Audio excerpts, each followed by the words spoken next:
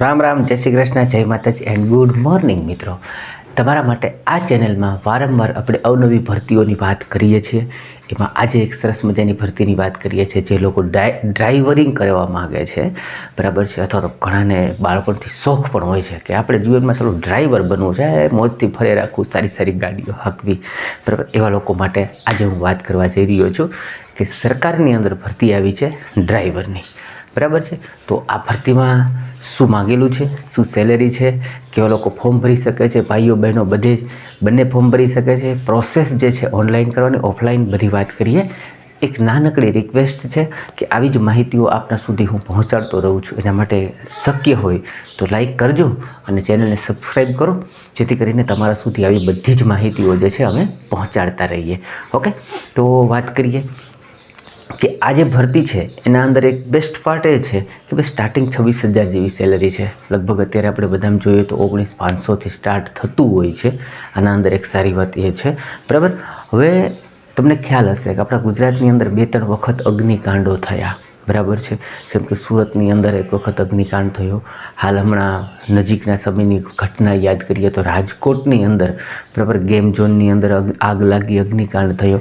હવે સરકારે એવું ચાહે છે કે ભાઈ આપણે દરેક સેન્ટરો પર ફાયરમેન જે છે એ તો હોવા જ જોઈએ, સારી એવી વ્યવસ્થા હોવી જોઈએ.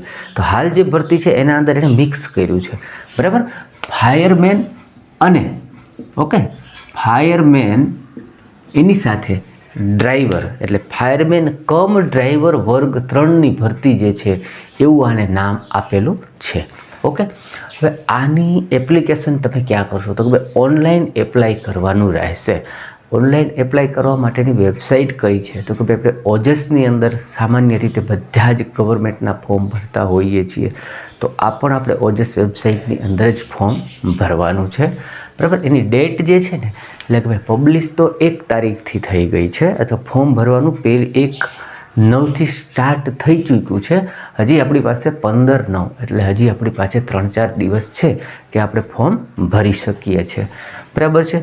આની અંદર જગ્યાઓ છે ને હાલ તો ઓછી છે, બરાબર છે. ટોટલ 13 પોસ્ટ જ છે.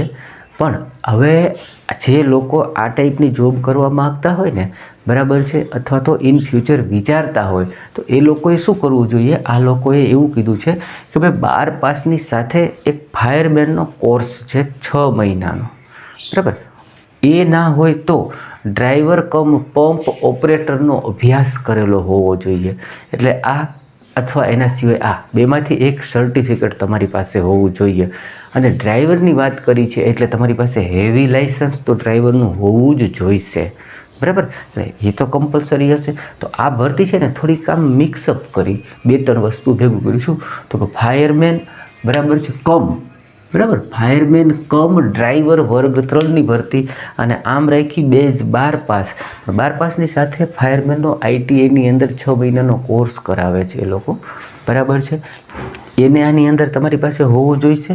સાથે સાથે હેવી લાઇસન્સ તો જરૂરી છે. અને પછી એટલે હવે જે લોકો એવું ચાહતા હોય, જો હવે આ છે ને માર્કેટમાં આ ઓપોર્ચ્યુનિટી વધશે.